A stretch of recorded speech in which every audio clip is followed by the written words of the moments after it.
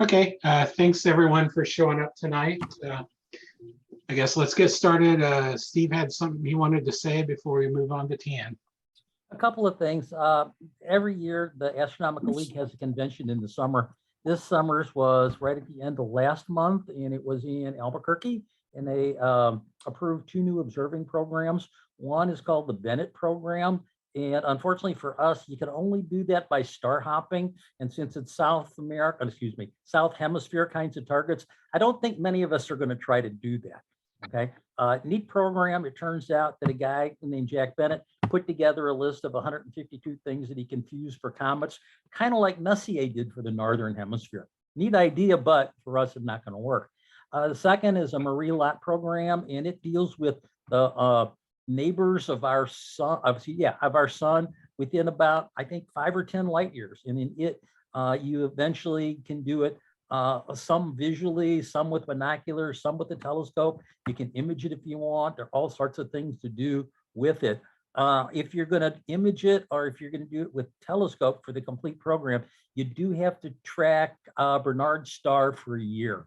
And Bernard's star turns out to be, if you don't know about it, the fastest moving celestial body that we can see from Earth. It moves at a pretty good clip, such that over a year period, you can actually see it move through the sky against the background field. So both of those are there, and the information for them is on the Astronomical League webpage. Then, as a pat on the back for ASEM, I would say last, and I could get the month wrong, April, May, we did a presentation. We got a guy from St. Augustine, Florida, to do something on night vision. And I invited a number of people from the Astronomical League to watch it. It must have done some good, because the Astronomical League has now approved night vision for observing. Before it was like, you can't do it, you just can't do it. No, it's against the law. It's really, really bad and evil. Now you're going to be able to do it. Now, Aaron Clevenson has asked all the coordinators like Dan and I to look through our programs and see how night vision might impact it, and then address it back to him. So it's still a ways away, but at least it's on the horizon. So I told Tan this already, about a week ago, I think. And it's a case where, I think that it's really going to help the night vision people. I've emailed the guy, Jeffrey Crowder, who did our presentation, and thanked him for doing it. And it's told him that it's going to be approved, and he should watch for that kind of notification. Those are the things I think I need to talk about. Oh yeah, one last thing. I'm kind of like the ASEM guy, where if you decide you want to do an observing program and you want to submit it locally, send the stuff to me, and I'm the guy who takes a look at it. And if I like it, and I promise I will, then write a letter off to the guy who's the national coordinator. And that's what we need to do in terms of the certificate in the pin, if there's one for that program. I will tell you that on a lot of Astronomical League programs, you can submit it either to the national coordinator, to the local guy, me, or to somebody else in the club, or somebody else who's already gotten the program approved. So it may well be that you could also go to Dan for a number of programs. And I really would kind of suggest that if you're imaging, and color is important, because we all know I'm red-green colorblind, and my color vision just really, really, really sucks big time. So if you were to do, let's say, the Bright Nebula program, they may look wonderful to me, but the color might be off a big time. So Dan would be the person to see on that. Can I think of anything else? Tan's going to talk about his experiences out at the park. Go for it, guy. Thanks for everyone being here. I've never really talked about, we're going to be talking mostly about TikTok, and I've told the story a few times, but I don't think anyone really knows how crazy this journey has been. So we're going to start from the beginning. And if you guys probably know what TikTok is. It is definitely a very, I guess, controversial app. But I'm a pretty optimistic person, and I like to think that I'm using it for good. So I'm going to screen share here, and we're going to take you guys back to 2020, and that's when I started the accounts. So, okay, I think hopefully I'm sharing the right window here. Can you guys see? Let's see. Let me pull up the screen. Yeah. You guys, okay, cool. So this was the start of chasing the milk. This was my handle, and at the time, I had just started photographing the Milky Way, and the seed was kind of planted, but I wasn't really obsessed with it like I am now. But this is the start of the account. At the time, TikTok was mostly it originally started as like a singing, dancing app, and it kind of is, but it's definitely evolved into something much more complex now. But this is the start of my journey. I was super excited for 448 followers. This was in December, and I'm like, man, this is crazy. And like, I got 400 people who gives a crap about what I do, and they're just very simple videos. And then let's see, that was December 5th. 3 days later, December 8th, I grew to 1,000, and I was like, oh man, I'm on a rocket ship. I posted like a video about Orion and had like 1,000 views, and I was pretty excited. Tons of dopamine. And then fast forward to a few days later, I'm at 2,000. And then the last time I took a screenshot was here. This is at 26,000 followers. And this was January 31st.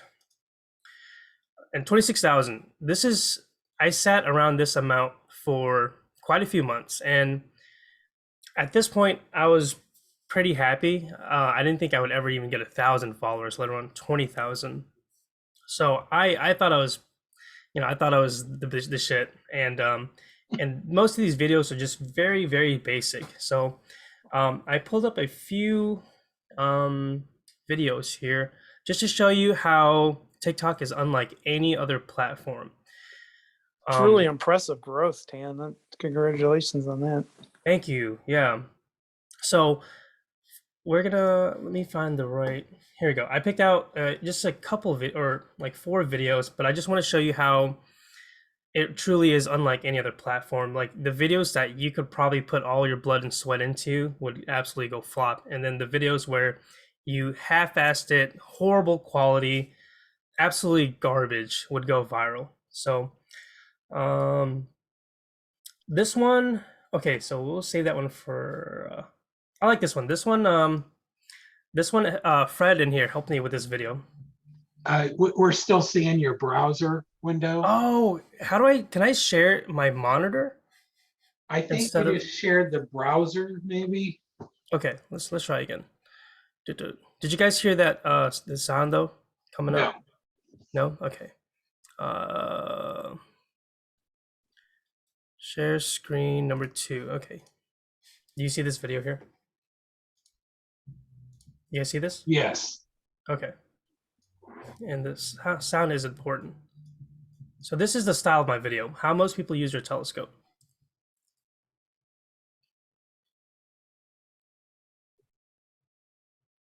How I use it. So the biggest thing I can say, Dan, there was no sound on that. it's fine. It's just TikTok audio. It's Okay. not that important. But Fred actually helped me with a shot. We shot this at Lakeside, I think. But the point of the video, the point I was trying to get to is that there's tons of astro stuff that are pretty saturated, and I felt like I wanted to bring something else to the table. So most people use their telescope to look at cool faints and fuzzies and the moon, but I wanted to show people that you can also use it for this kind of stuff, right? Very cool. I do some of these videos, I do want to share the sound though, because it's important. I really want you guys to understand how simple some of these videos are. I mean, like really effortless videos. This one had 2.3 million likes on it. And let me see if I can, how do I share the sound? Hang on one second. You guys know how to share the sound? I think it was playing last time. It was just low. Okay, tell me if you can hear this. All right, it's 5 in the morning. I woke up just. Can you guys Very hear that? low. Very low? Yeah. Okay. I wonder how I can. If you hit that speaker down by the 3 dots, it looked like you could bring it up. It's No, at it's all the maximum way on up now. Yeah. Actually, hang on one second. It might be on mine end. I feel like I can figure this out. Oops. More. Let me stop this real quick. And if not, then we'll just skip it. It's not a huge deal. Share screen. Audio. Okay. Tell me if this helps. Let's see. I'm gonna share my screen. Share sound. Okay. Tell me if you can hear this. All right, it's 5 in the morning. I woke up just to see this. Look how pretty this is. We got Saturn up here, Mars, the crescent moon, Venus, and Jupiter. Look how awesome that is. Did you guys hear that? Yes. Yes, Okay. very good. 20-second video.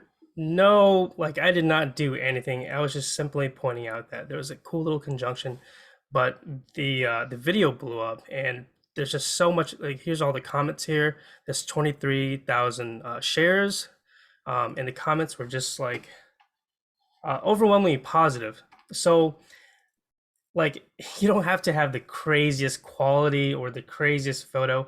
The biggest thing, I guess, the point I'm trying to make is that TikTok is really just about storytelling, and unfortunately a lot of it is just really quick. I know a lot of us would love to spend like a whole 30 minutes to explain something. I think TikTok is the place where you just scroll and you kind of just digest things like that. I want to show you one more video. This one is probably my most viral video. This one, let's see, seeing Saturn through my telescope. So I'll play the video real quick. It's 15 seconds long. Here's what Saturn looks like through my telescope. Very simple.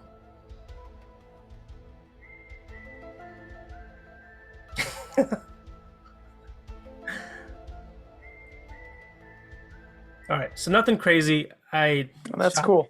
Shot it with my 102 refractor, and it's got like 19 million views. Okay. At this time, I think I was sitting around 20,000 followers, right? Within that, I think maybe 2 weeks, I went from 20K to almost 200,000 followers because of this video. Now, the interesting about TikTok, unlike any other platform, is that your content does not have a shelf life. I still have videos from 8 months ago that suddenly go viral overnight, and all it takes is one bump, maybe, or a controversial comment, right? And then the people are arguing and or whatever, or people are just really enjoying it, and then the algorithm's like, oh, I guess people want to see this, and then they'll throw you on another tier. So that's kind of, I guess that's kind of like what TikTok is. It's, if you, I don't know if you guys use it, or you might have children, grandkids. You might know someone that uses TikTok, and if you guys haven't posted anything or haven't used it, I would highly recommend you put your stuff out there, because it's been definitely a crazy journey. I'm gonna fast forward to where am I at now, and give you guys a little story. So, okay, so this was the last. You guys can still see my screen, right? Yes. Okay, so this was the last time I took a screenshot of my followers. I have probably over 100 screenshots from 400 followers to now, or to 200, or I'm sorry, to 26,000. And after that, there was a huge spike of growth, and I was like, this is pointless. I'm done taking photos of it. Fast forward to now, I'm at 880,000 followers in 2 years. Tons of videos, and it's allowed me to have opportunities to work closely with brands like Celestron, like OPT Corp sponsored one of my giveaways. I've got tons of stuff, tons of free stuff, and it's all because of just these very, they're not all simple videos, but compared to like YouTube or Instagram or I don't know Astrobin too much, or any of the other social media platforms, TikTok has really allowed me to build a community.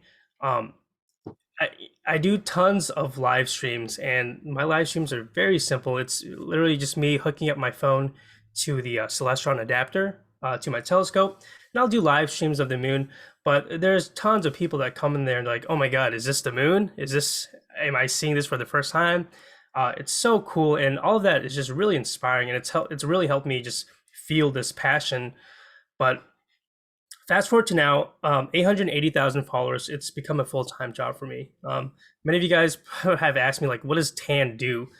This is what I do. I am a content creator. I simply just make videos on social media.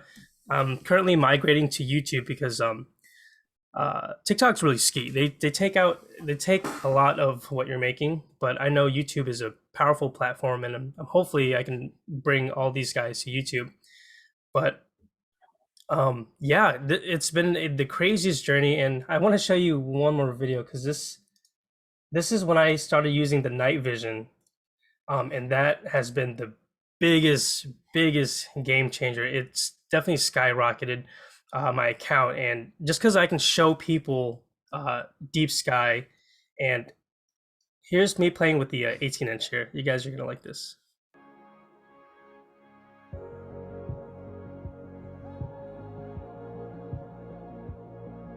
By the way, you guys might not get this, might not get it back.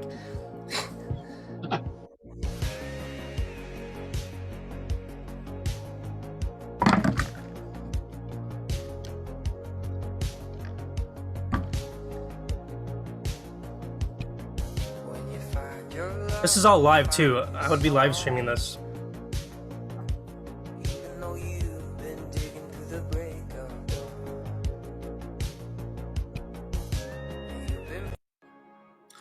So night vision thing has definitely been a huge game changer. I don't think I could ever, for me, it feels like going from dial-up to broadband. I don't think I could ever, I have to have it. And especially using it with a telescope, especially like the 18-inch, it's been the biggest, I mean, I've seen just such a huge spike in interest because before I was streaming the moon and planets, but now I can show people like all over the country real time, like the Ring Nebula.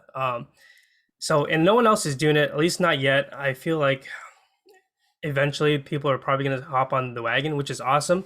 But right now I'm capitalizing, and I'm grinding like crazy, doing these live streams all the time. But that's basically my TikTok journey. 2 years, went from 400 followers, now nearing 1 million. And it's allowed tons of opportunities to work with really cool brands. And the biggest thing is just the outreach. I know you guys do so much, and it's cool to be able to do it like outside of the astronomy park or wherever events, just from my backyard. And especially whenever you can have thousands of people pull in and ask all these questions, it's really inspiring. Hey, Dan, two Yeah, questions if I could. What cell phone you using for your camera? I'm using an iPhone 11. Okay, Nothing crazy. Nothing crazy. I was going to ask about the software if you're Android. What software? What you're running the camera with, but since you're using an iPhone, I'm not going to ask. Okay. Like for TikTok or because No, for the imaging on your camera. Oh yeah, it just a normal proprietary camera app. You could do the same thing with the Android too. Yeah.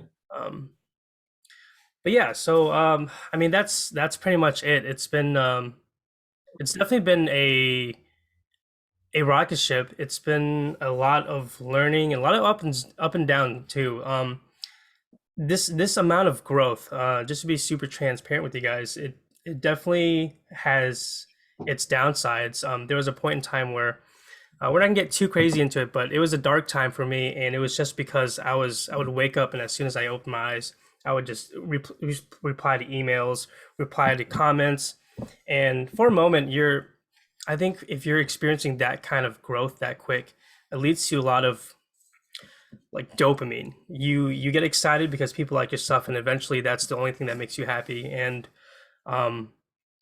there was a short time where I was only doing this stuff because I was wanting that dopamine. I slowly started losing interest for astronomy, and that tore me up really because that was like really the only thing that made me happy. But fast forward, I figured out how to balance social media, even doing it full time now. I've learned to balance it, and it's I don't know, it's been the craziest thing. And just a shout out to you guys. I know I probably haven't had a long conversation with each and every one of you, but whether you guys know or not, this club has been a huge part in this growth. Brahmasik was really what kind of started it. Jim, I know I've told you in the past that you guys have the park has completely changed my life. It's a second home to me and always will be. But none of this would have happened if it weren't for this club. So super awesome. That's my story, guys. Great. Hey, Steve, with all this outreach that Tan doesn't he qualify for, every single outreach program? Well, in terms of astronomical league, they do have an outreach program, and it's got 3 levels. And on the first level, you have to do, I'm going to say 10 hours, 5 events. The second level, it adds on to that. I suspect that he does. And I know that Chuck Sims is working through what he's seen people report, like when Amy writes her stuff up. But I can't guarantee that all the time that Tan has been out there, and done stuff, that Amy knows about it. And so the truth is, on the Astronomical League webpage, and I think Tan knows what that is and where it is, on the outreach program, there's a spreadsheet that you can use to track. And ultimately, that spreadsheet says, okay, what's the date? How many hours? How many people? What you do? And once you get to the various levels, you can submit yourself directly to the guy whose name is Maynard. And I'm not going to try to pronounce his last name because it's about that long. Spindrift or something. Yeah. Oh, cool. Awesome. So Tan, your imaging equipment, are you just pretty much using the iPhone 11 to take all your images for what you're doing now? When you're holding up to an eyepiece or something to get the Saturn shots, or what are you doing? Yeah. Just my iPhone and the Celestron XYZ adapter. Okay. I've actually slowly started doing less and less deep space. My AVX and Rasa are just sitting here collecting dust, and I found, like I said, I found that observing is much more fun now. Maybe I'll get back into deep space again, but right now I'm absolutely obsessed with just observing. And if I can do it, through TikTok as well and share the experience, man, that's super fun. When you say observing, are you meaning just eyepiece or using the night vision thing with the camera?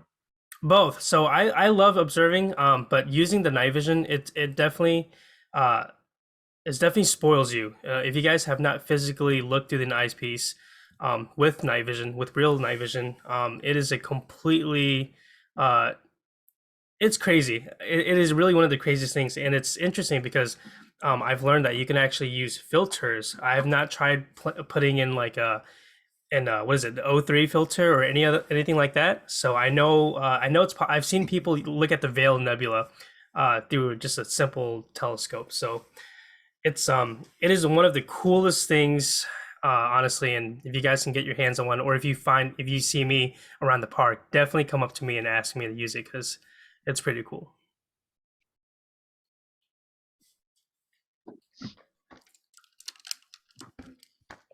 So are you getting night vision with the iPhone 11 then? No. If you were to try to look at M13 with just your iPhone and even an 18-inch, I don't know if you could. You might, like, if you're gonna take a photo of it, I know you can manually do like a night mode, but if for like live streaming real time, I don't think you could pull it out. Hey, Tan, do you have your night vision handy that you could, show it up on your camera? Yeah, sure. I know I've seen it.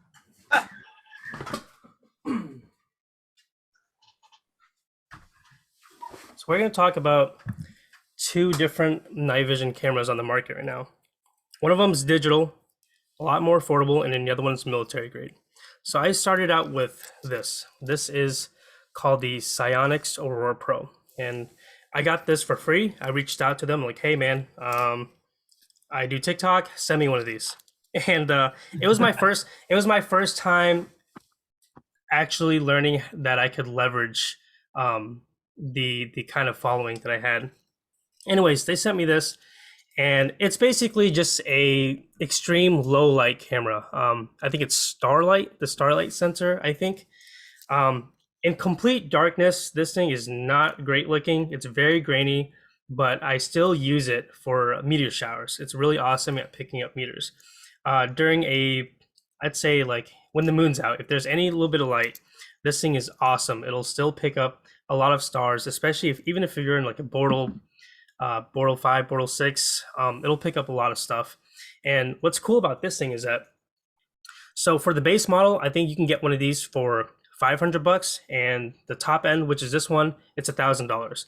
And this thing has a built-in battery and a SD card slot, so you can actually record with just this itself. This thing was the start of the night vision journey on my account, and after I discovered military grade night vision, it's just like, man, this thing, I'll never leave this thing at home. Now this is a PVS 14 Gen 3. I don't know too much about night vision, but this is kind of the standard as far as military grade.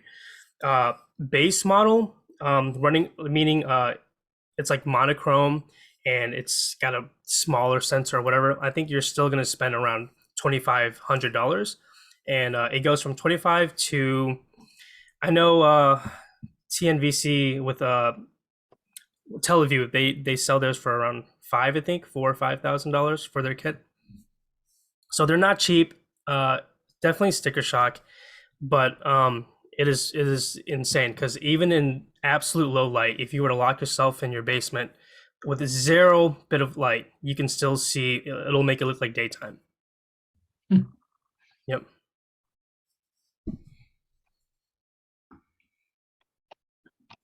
Any other questions?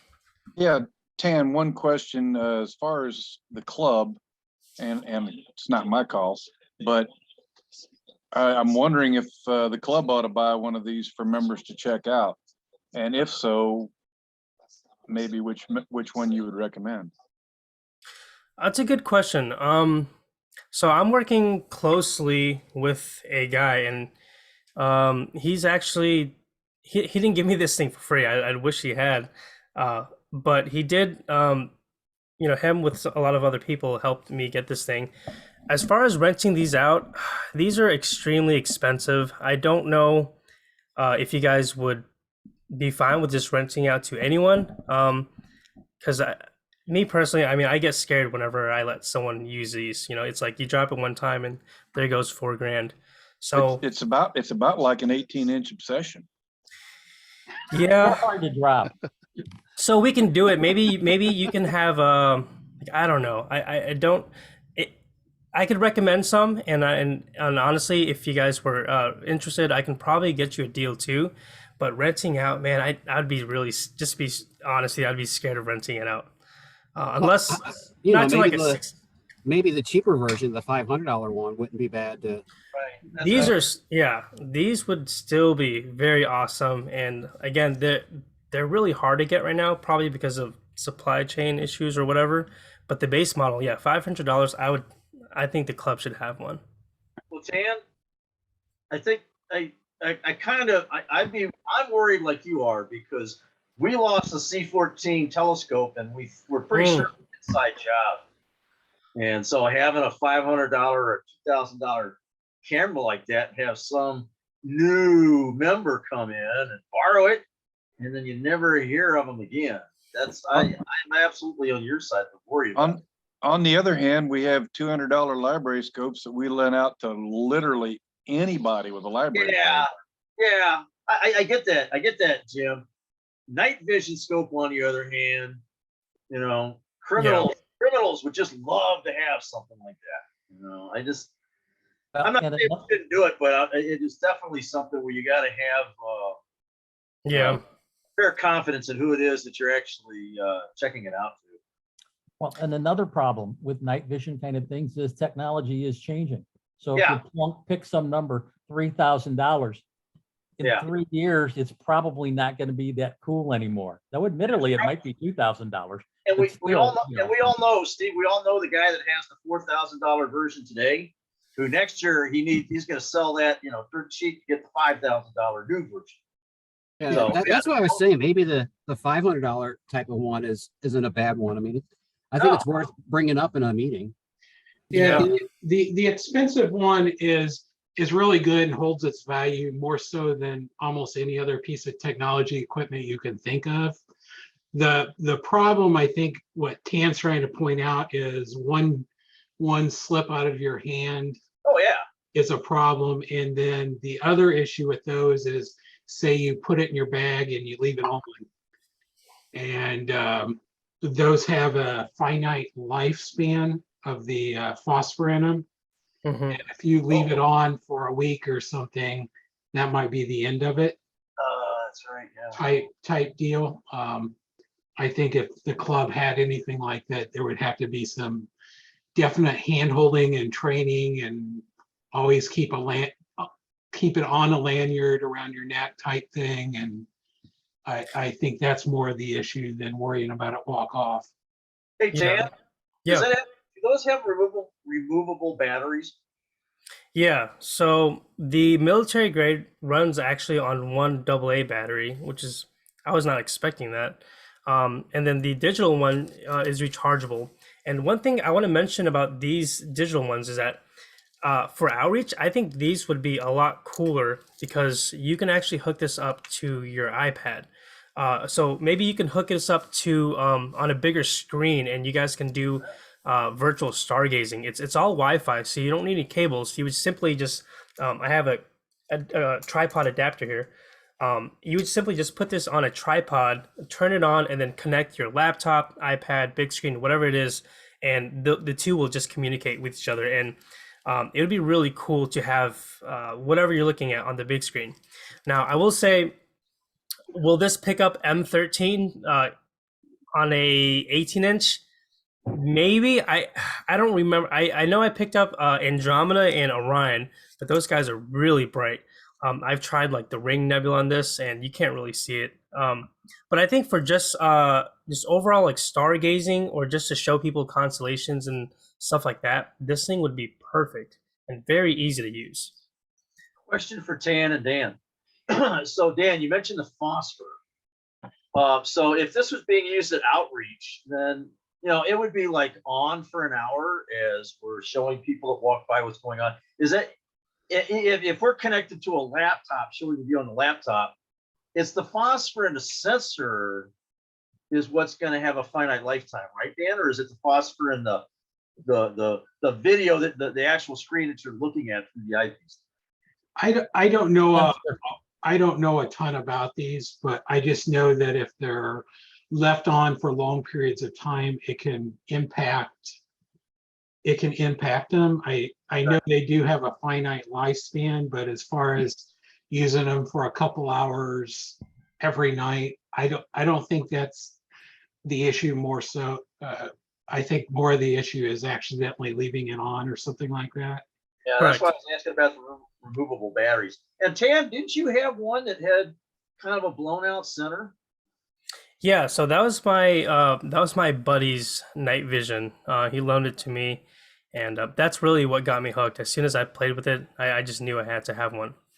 But just to go kind of back to your previous question, I left this one on for at least 3 hours. I've been recording the Perseids like crazy, so I would just put this on. I would hook up my phone to it, point it at the sky, hit on, and I would just leave and come back. And there's no problem. Like Dan said, and a lot of people say, just some people actually just take out their batteries when they're not even using it. The worst thing you can do is probably just leave this thing running, because it does have a shelf life, and it's really just it's called an intensifier tube. That's really what you're paying for. You're paying for this little tube, and I don't know the science about how the phosphor and the ions work, but that tube is kind of like the core part of this piece. Everything else is just plastic. The lenses aren't anything crazy. You're paying for that intensifier tube. Yeah, back in the old days, that was a photo multiplier. The technology has probably changed, but essentially that's what they're doing. Yeah, it's pretty cool. Really crazy. Yeah, that's interesting. Because you're right. I've been wanting to do that with the Perseids and with meteor showers, and just pointing it at a particular point in the sky and see if there's a radiant. A couple of guys did that within the last year. They found a new meteor radiant with something like that. Oh, that's cool. Let me see if I can actually show you guys. Here, I actually have. Tam, what about the ones you just posted today? That one was cool. That one was with the. Maybe I'll show you guys the two difference. I'll show you footage from the digital night vision, and then one from the actual military grade. So I'll share the screen. When I watch, I could tell the difference between the two. Oh yeah, 9 days. So this one, one looked like the old webcams, and the other one looked like HD. These are, I stripped these from my live streams here.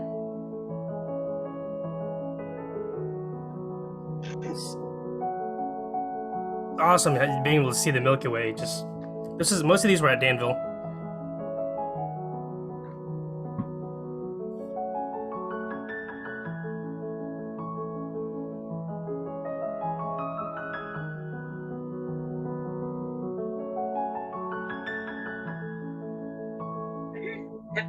You tried to determine what's the dimmest satellite you've been able to pick up that?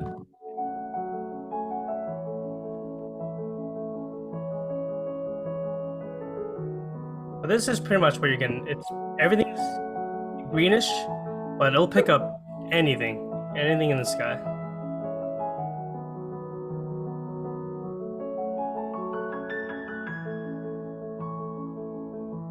All right, so I'm not going to bore with you guys with the entire video, and then I'll show you a compilation of. Oh, actually, I want to show you guys something else really cool. Have any of you guys seen the SpaceX, the Falcon X, like project or eject in all of its things? I don't even know how to explain it. This is the first time I've seen this in it. Starlink trail. In the sky, I thought it was an alien, guys. So, whoa. Hey, seriously though, what? Oh my gosh! Is that a UFO, bro? What is it? Are you seeing this? I've never seen anything like this in my life. Is Yeah. that the fuel ejection? Yeah. Oh, I think That's it's fuel dump. spaceships or one of Elon's things. Are you recording it? I am. Yeah, that was a complete accident. The coolest thing I've ever seen, but definitely thought I was going to get abducted that night. And then, let's see, the meteor storm. Let's see. Where was that one from, Tan? Was that your backyard? Yep, out here in St. Peter's. Wow. Geminids. Okay, so and here's with the digital night vision here.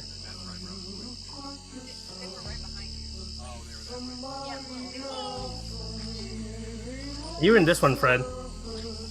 So the footage is usable. It's not great, but it's definitely usable. But one thing I really like the let me stop recording here. I really like the digital one just because you can record everything to an SD card slot. Whereas on the night vision, you're really just using it. You have to hook up something to it, or else it's not going to catch anything.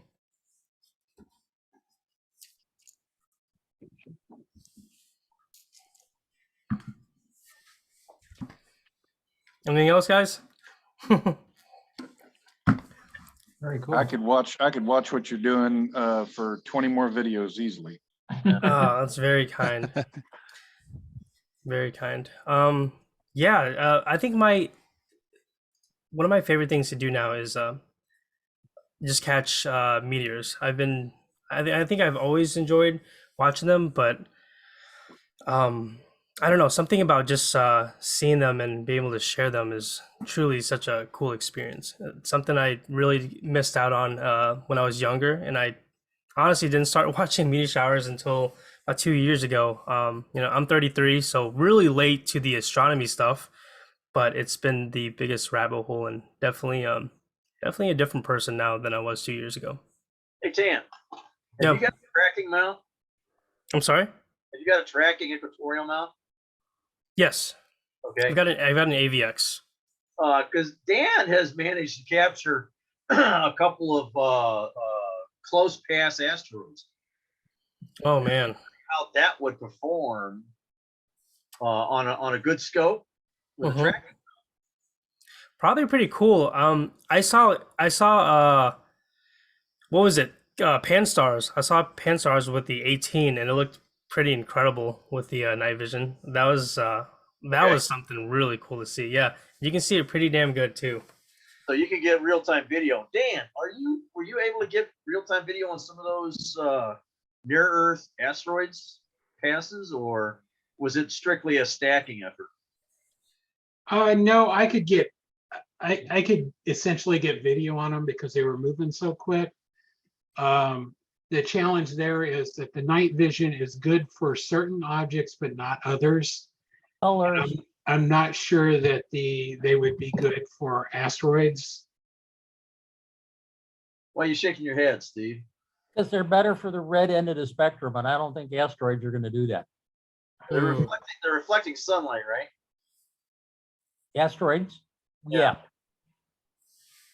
So There's there's only one way to find out.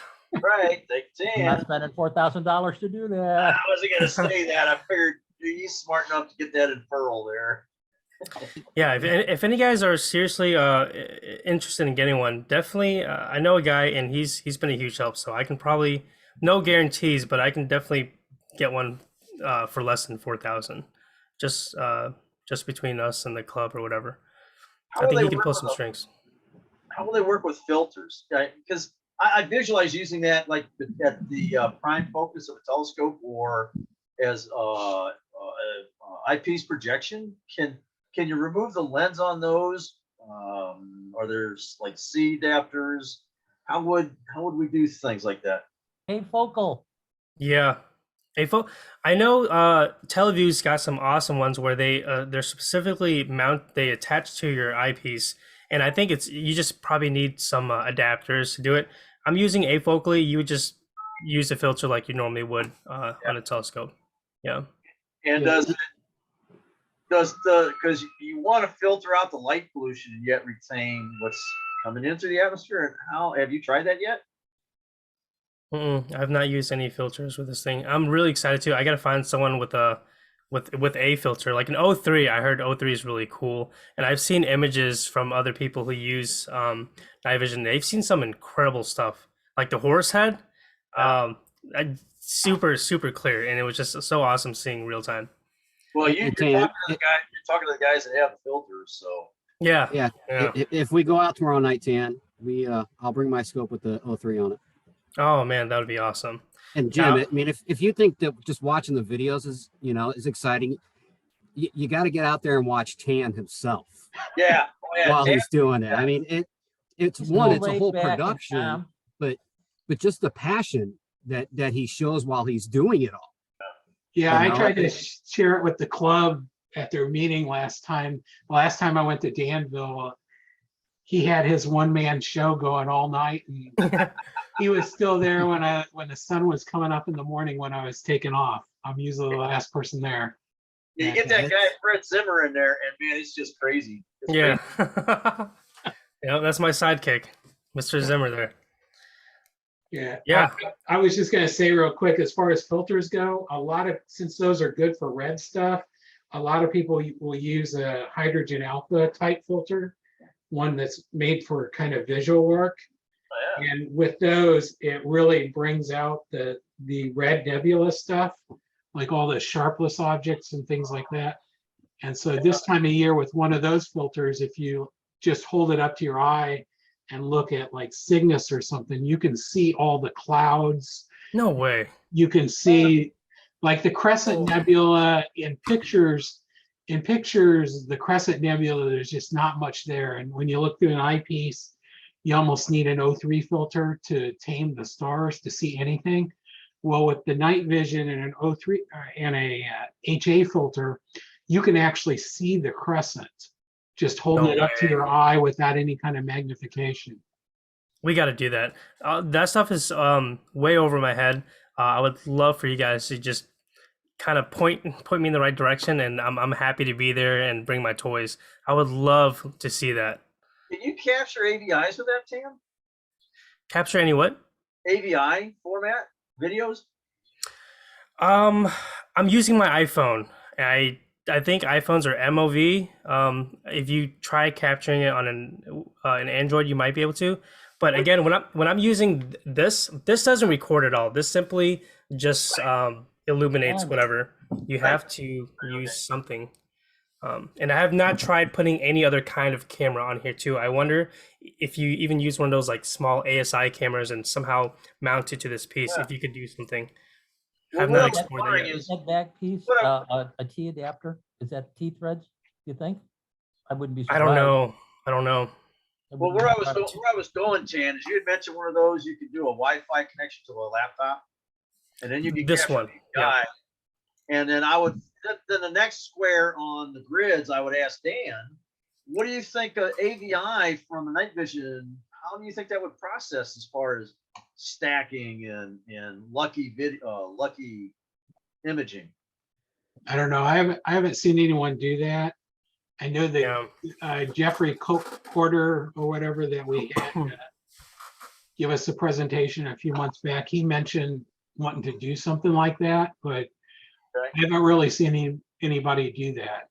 That might be another 800,000 viewers for you, Tan, if you can learn Yeah, how to let's- do that. And it's not hard. I mean, I learned how to do all of this in 2 months, getting ready for the Mars opposition. So it's not hard when you have people like Dan Kraus and Steve and Yeah. Fred. I mean, Yeah, I'm very open to ideas. I've been doing a lot of research on modifications. The thing, I don't know if I'm ready to mod this one yet, just because even now I'm just scared of even holding it. I'm babying it, and I'm like, don't even look at it, don't even touch it. But I have seen one thing I would really like to do is add some kind of wide angle converter lens to this thing, because I don't know what it's at. It feels like it's 20, maybe less than. It's got to be 20, 24 to 35 millimeters, I think. When I put it up to my eye, it kind of just looks almost the same. So I'm going to assume it's within that range. But I would love to have this similar to maybe not an all sky cam, but like 14 millimeters or something like that would be really cool. That way I can just get like a nice little dome view of the sky. Dan, And that lens is not removable. It kind of. There is a way to do it. I just haven't got there yet. Dan, let me move you down to Bill Newbert. Bill Newbert can give you some guidance on doing that. A lens in front of a lens to get a wide angle. Yeah, that would be perfect. Bill, And I'm going to volunteer Bill for that. real quick, I know this one. I've seen people say that this one you can put a C mount. Is that? That's what I was asking earlier. Yeah. Yeah. If it's a C mount, then DSLR, Tan, you know how a DSLR you can change the lenses, right? Mhm. You go from like 100 millimeter to a 35. Yeah. I would think you could do the same thing with those, but it's going to be some special lenses. Maybe there might be like a Canon mount to a C type that would just connect right up to your camera right there. But again, that just a little time research, and just reaching out. Yeah. Yes, there are Canon to C mount adapters. And I got a Canon 8 Okay. I got an 8 millimeter wide fisheye that fits my Canon. And there you go. That would be perfect. Yeah. That would be awesome.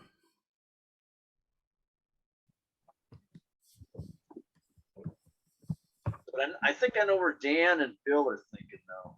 You got a small chip, and then you don't get if you put an 8 millimeter on a small chip, you don't necessarily get a wide field. You get a wider field, right, guys? But you don't get how I want to say this. The image from the lens is much larger than the chip that it's focused on. I see what you're saying. Yeah, that's a good way to think of it. I think that makes sense. So you're effectively cropping out the field on the 8 millimeter, but I think it's still wider than the standard lens there. You still get a wider angle of view, just not as big as it could be with the field with the same chip size. Yeah. Makes sense.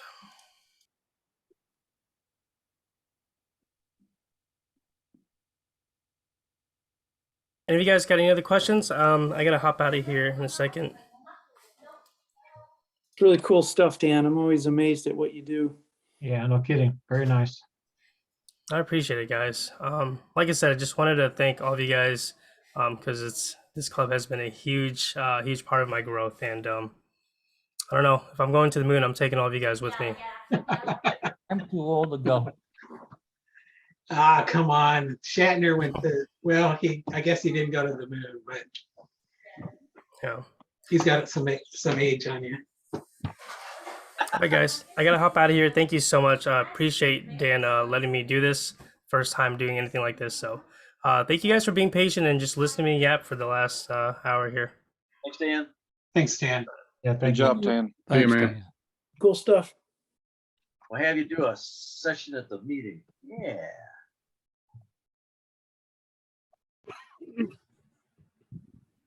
Well, I love your haircut, by the way.